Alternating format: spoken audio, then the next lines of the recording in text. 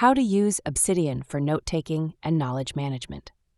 Hey guys, in today's video, I'm going to show you how to use Obsidian for note-taking and knowledge management. So make sure to watch this video till the end, and let's get started. Go to obsidian.md and download the app for your device. Once installed, launch it and create your first vault. This will be your personal knowledge hub.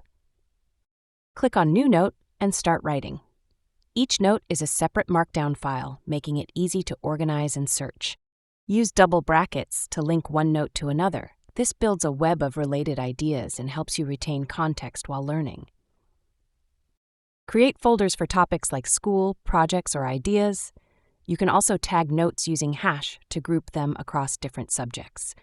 Click on the graph view icon to see how your notes are interconnected visually. A powerful way to understand how your thoughts link together. That's all for the video. Obsidian is a game changer if you want to take smart, connected notes and manage your knowledge like a pro.